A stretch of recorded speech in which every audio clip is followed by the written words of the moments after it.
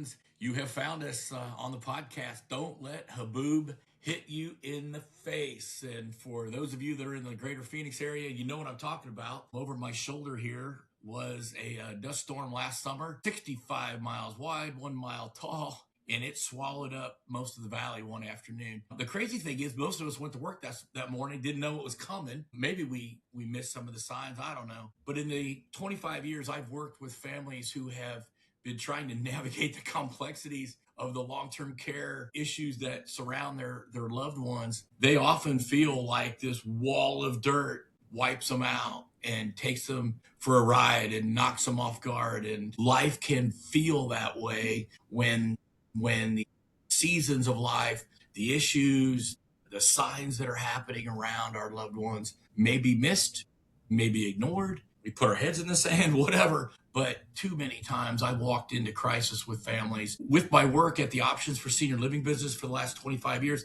we've helped families navigate and guide them through those challenges, often leading us to some kind of senior living environment or getting care in the home. But my world is surrounded by a lot of friends and a lot of other professionals that come from various verticals and various categories. And so today I'm going to introduce you to a friend of mine, David Griffin, with Compass Realty, Compass Plus. And David, you help families navigate some of these very same waters and help them in their real estate processes, don't you? Good to have you today, man. I do. Thanks, Scott.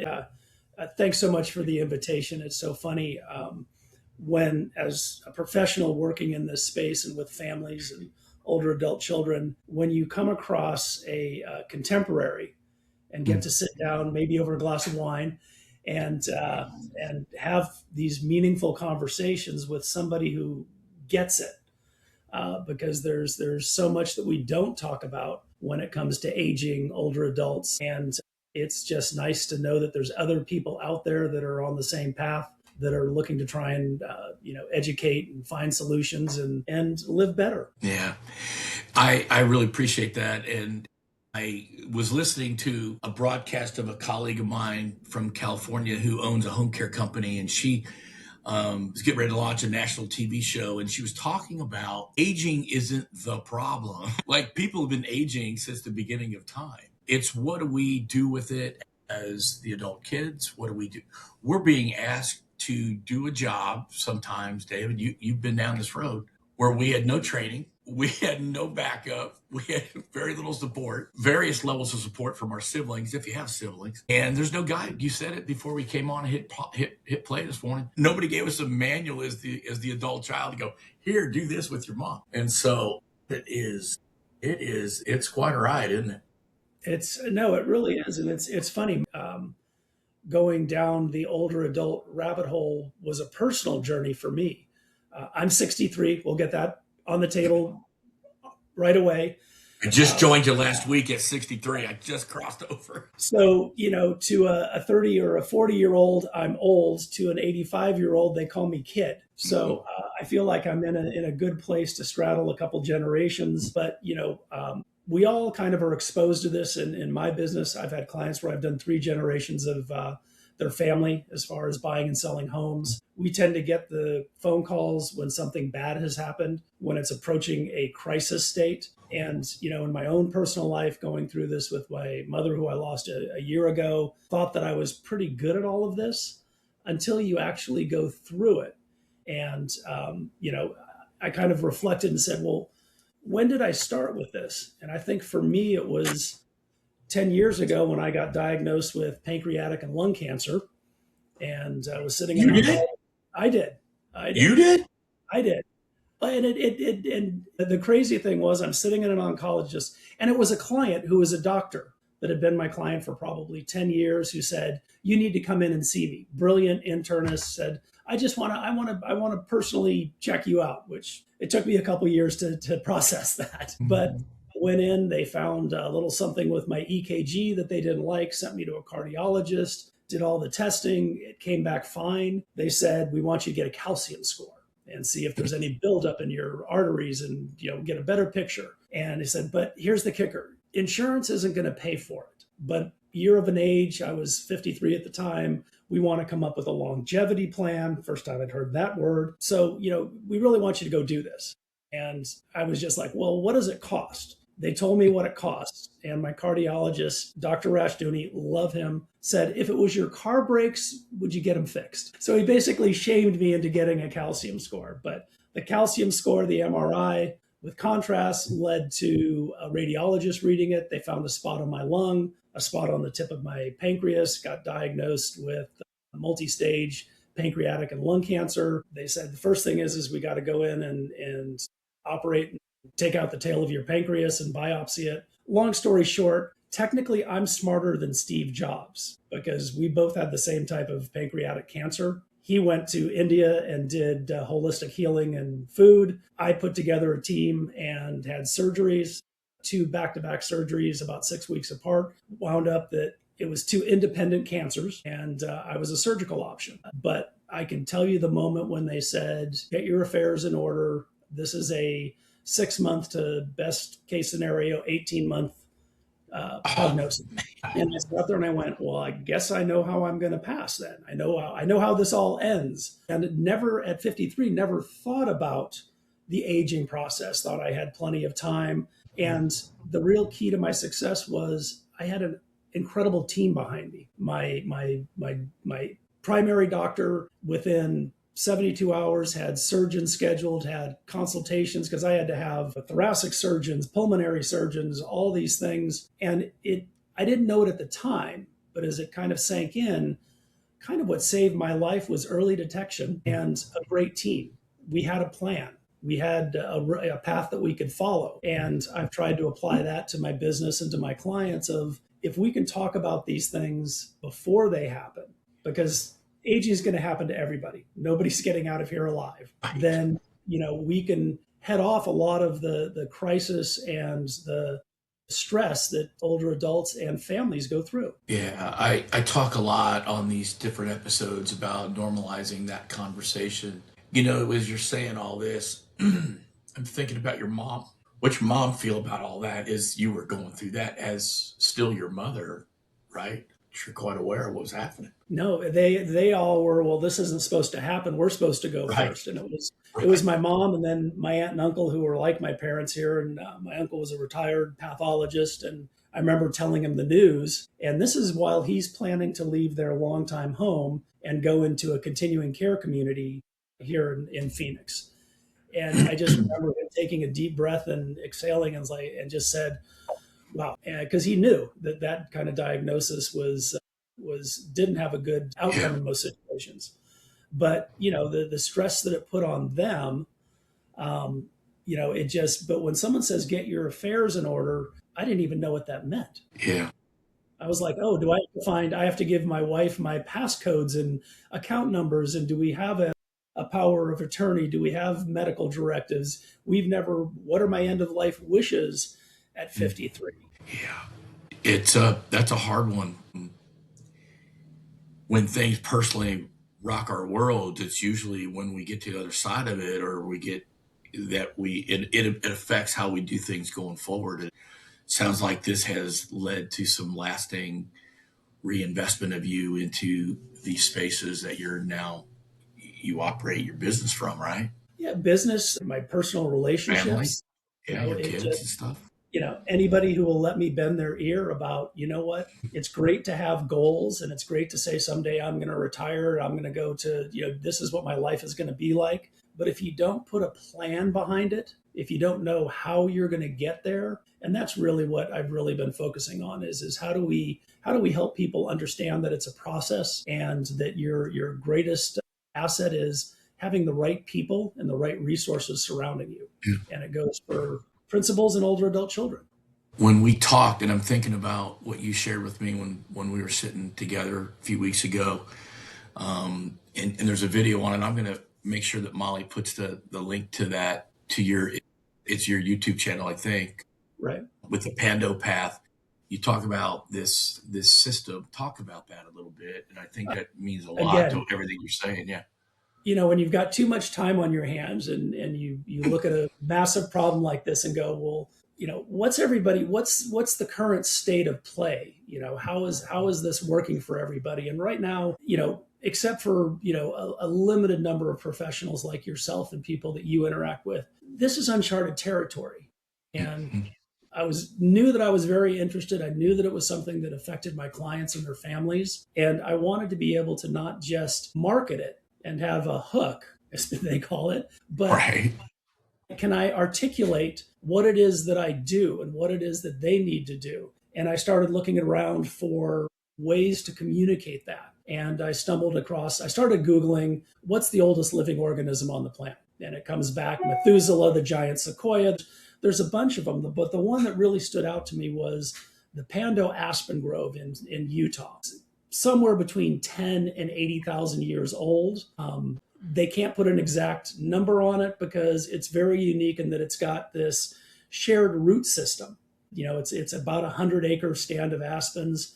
Technically, I think they call it colonial, that it's really one organism, but it's got this vast root system that allows it to thrive and regenerate. And I thought, well, that's just a great way to look at, how do we take our deep roots and figure out new beginnings? And that interconnectivity of, I do real estate. I've done a lot of complex real estate, but I'm not a placement specialist. I'm not a financial advisor. I'm not an elder law attorney. I needed to, one, come up with a process. And the process really is P is the plan. At some point you need to decide what it is you want to do, where you want to go, and have those conversations with family and people in your orbit. The next thing is, and going off of my medical team, is you need to put a team together.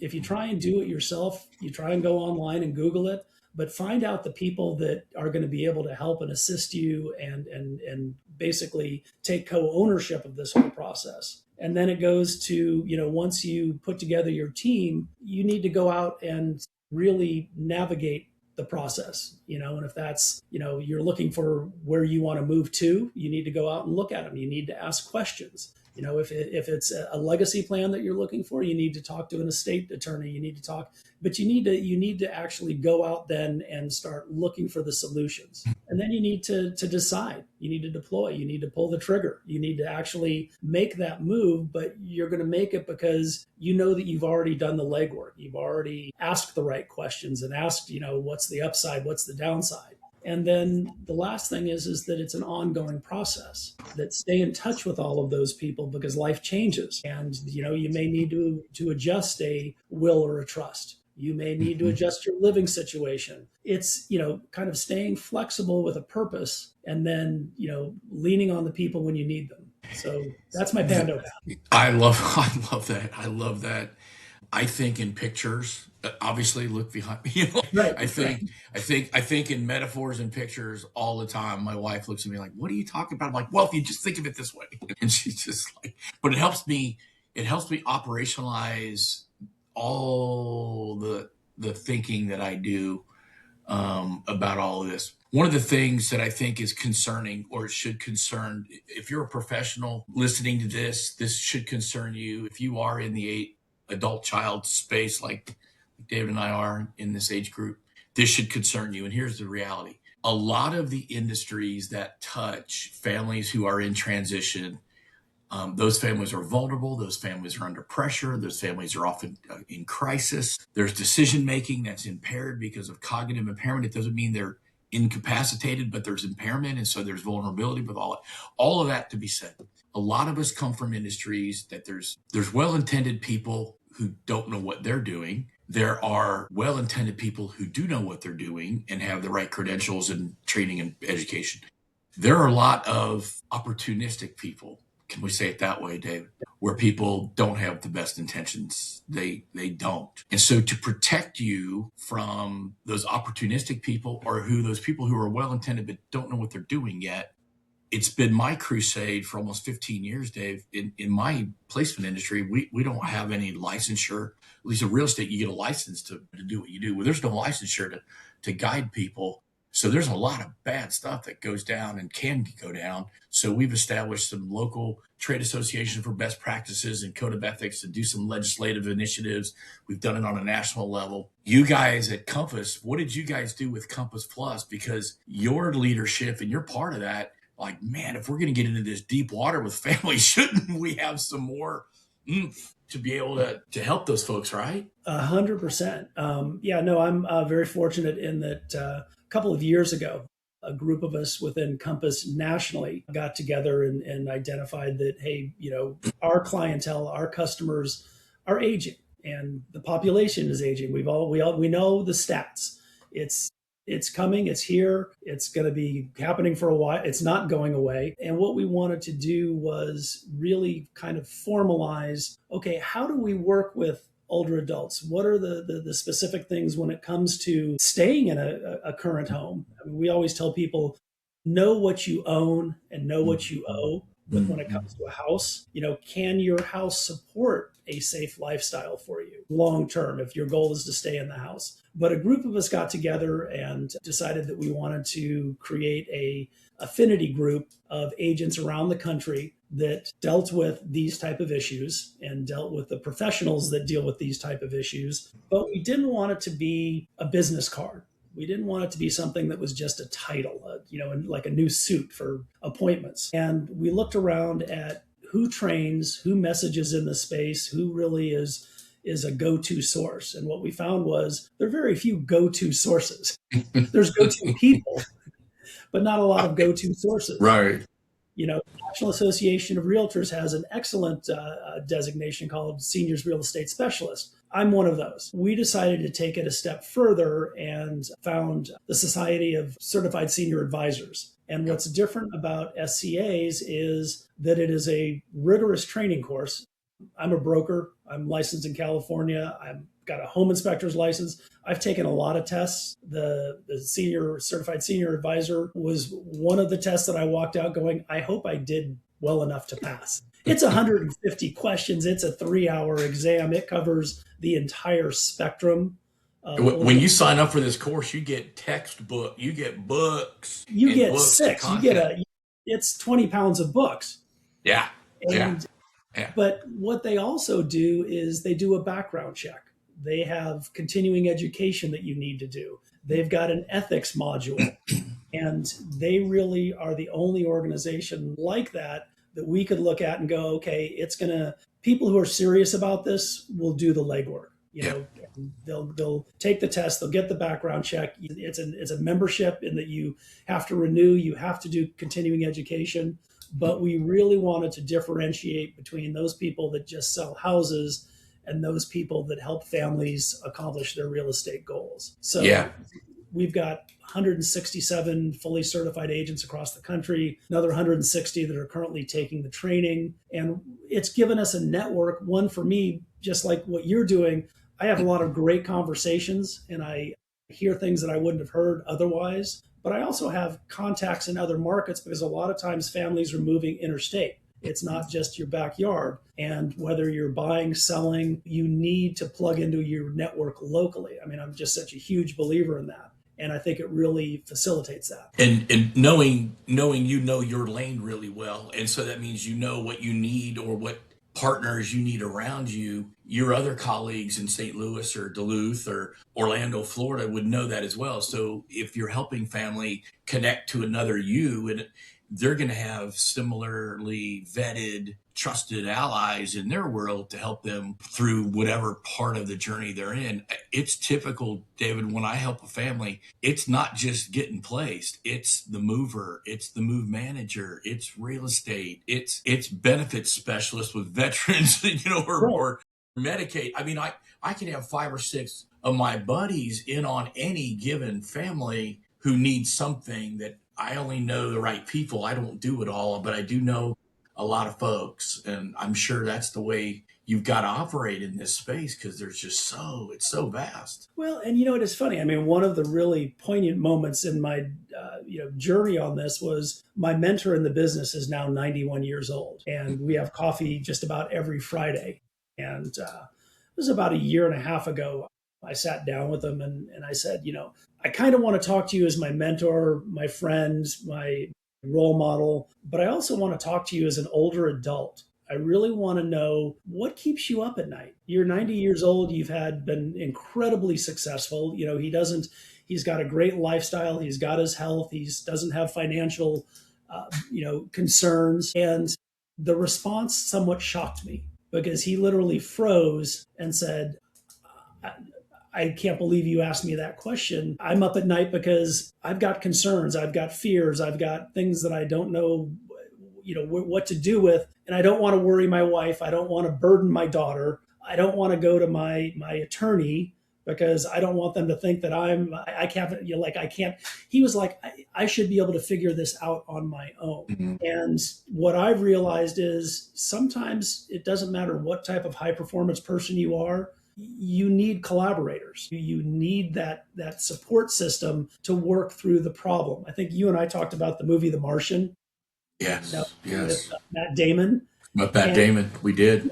Yeah, at the end of it, it's really about you solve a problem, then you solve the next problem. And he got back from Mars, but he also had an incredible support system. And part of the movie is about how they put together all the people from Caltech and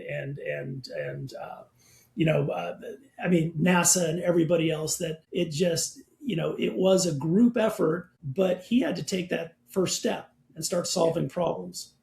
Yeah. Yeah. And didn't he say something about that? Like, I need to solve the first problem first. I can't get home until I solve the first problem. Yeah. And if you solve enough problems, you get to where you want to be, which was home. And that's often the situation I find myself in with families. I've walked into the haboob. I've walked into the mess. I'm sure you've walked into the mess. And I'm like, I'm going to tell, I can see a pathway through this, but today we're going to do 1 and 2. Stop right there. Tomorrow we're going to talk about the next thing. Right. So it's incumbent upon us as the guide to know the way home, right? To know the way back. And that's what we ask people to trust us with, is that we're just going to, put you in touch with the right person for the next step, or walk the next step with you in the journey, even if it's up to the point where we have to sell the home or, do something with the real estate. You said the numbers, here in Phoenix, 2020 census numbers had over 160,000 80-year-olds already in Maricopa County, right. and 1,000,000 65-year-olds.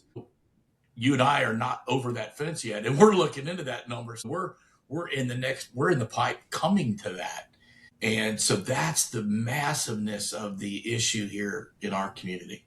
It's the numbers demographically. You look at what's happening, and that we're not replacing generationally. We're not making as many people as we used to. Right. So the percentage of aged adults is only going to go up, and they're going to have more impact on society and housing and services. And there's a need across the spectrum for more people to take aging and aging issues seriously. Yeah. Amen to that. So with Compass Plus and your business, who are you looking to talk to? How do you get your message out to families who might be walking into these spaces and going, oh man, I wasn't thinking selling mom's house would be so complex, or there'd be so many issues. Where's your voice in all that? And how do you like to position that voice of yours? I think the thing that I think of every day is, how do we get further out in front of these issues? Mm-hmm. Can we have these conversations sooner at a more meaningful level? And people love to look and see what the value of their house is. Has my equity gone up? They love watching that number. But I think we need to, one, educate. We need to provide information for people sooner and tell them. Sometimes the message is just, it's okay to have these conversations. It's okay for older adult children to say, let's have a cup of coffee and talk about what your life over the next 10, 15, 20 years is going to look like, and what you want your life to look like. And can we do that in our current house? And if we can, and here's the shocking thing, I was just doing some research this morning. I've been looking for a long time for licensed contractors that will help people retrofit their house, make it safer, make it more utility friendly as we age. Yeah. So I went to the National Association of Home Builders, pretty big organization. They've got a designation for this. There are about 20 people in Arizona that have that designation.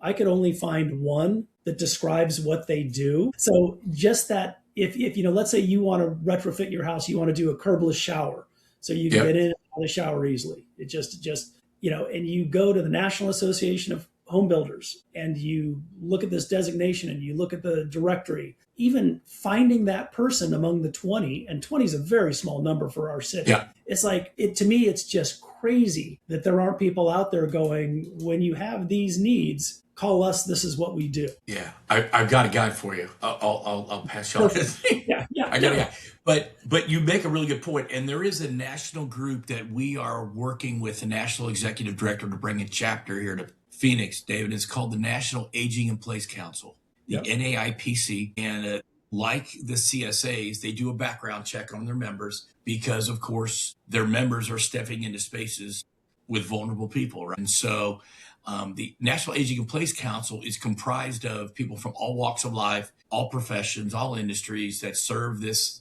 aging group of people. And of course, the mission, the message is get to before the crisis, before Haboob.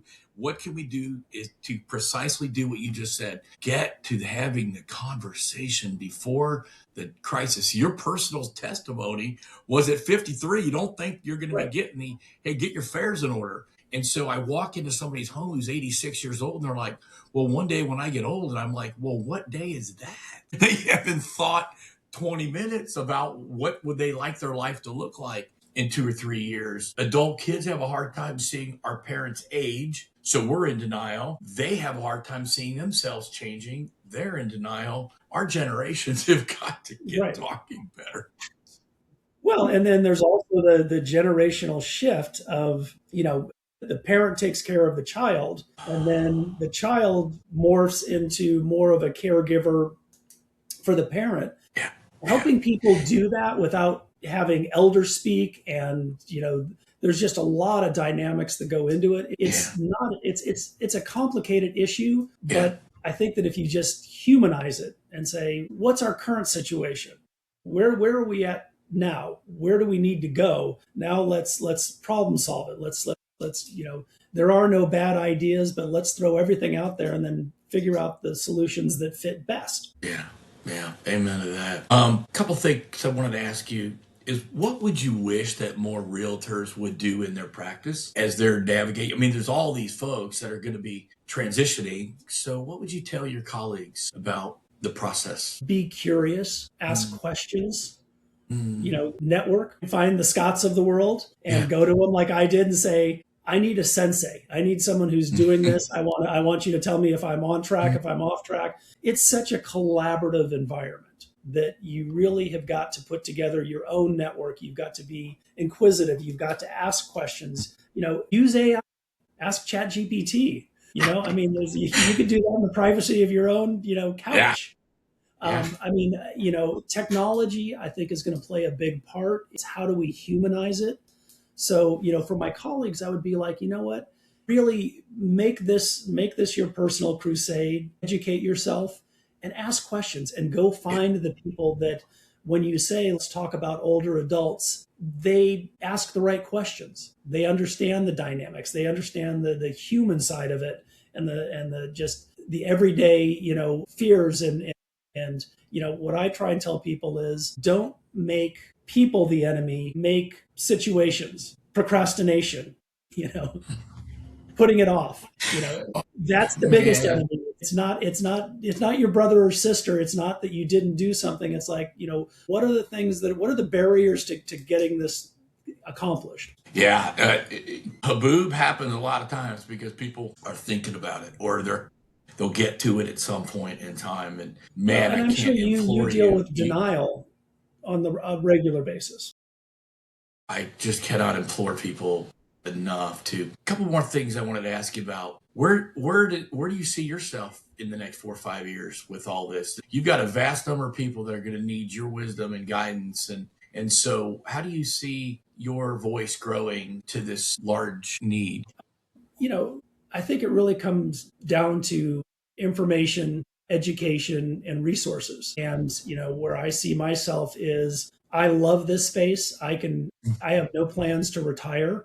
I think the longer that I do this, the older that I get, the more gray hair and white hair that I get. I think experience is really one of the key things that you should ask any of the people that are involved in your life making these decisions is real world case studies, stories. Have you seen this before? And there's going to be things that we haven't seen before, but we know who to call. We know who the resources out there are. So I see this growing. It's going to become more and more prevalent. The ability to age in place is finite. Mm-hmm. There's not that many people that are fortunate to be in their home for the whole cycle.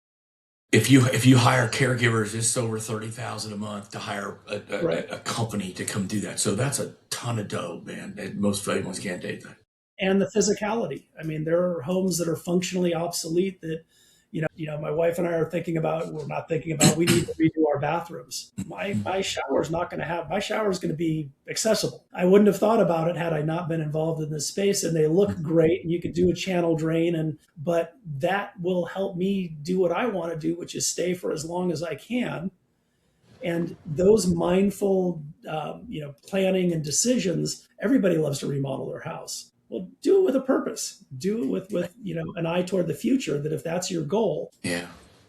Yeah. If you're a professional, keep your eyes on, and more announcements to come as we launch this National Aging in Place Council, and certainly reach out to me if you are a professional, have an interest in this space with David and I. I think it's an important category to bring to our community, and it's an important element that our community lacks, and I want to be a part of that. That's been my professional MO for 20 years, is try to do things that are out front of the curve, get it in place before we actually need it. Hey, I've got one more question for you. This is going to be off topic just a touch. Yeah, please hit me. Because we had a glass of wine and we got to share some things, I was fascinated by some of the things we talked about. But tell me about what brings you joy when you're not at work contemplating how to solve all the life problems. Well, I mean, my greatest joy is my wife and partner and my 3 boys. I think being a father is the hardest job and the most rewarding job, next to being a son. But I am a little bit obsessed with all things outdoor cooking. If it's wood fired, I do a lot of wood fired foods. Smoking, I cure my own bacon. I do charcuterie. My boys for Christmas got me a pizza oven, so I've started curating my own sourdough. That's how I kind of unplug, and I look at recipes, but I don't follow recipes. I kind of steal from everything and create my own. And that's for me. We were talking before we got on about unplugging and recharging, and it seems to make people happy. So I love to entertain and especially be outside and do it. We live in Arizona, especially in the winter months. It's such a great place to do that kind of thing, especially after coming off the summer where you're locked indoors for 3 months or 4 months. Yeah, I look forward to this winter after a long summer to do more outdoor cooking myself. I just got a rig to hook up to do some wood cooking in the backyard. I want to build a pit to do it.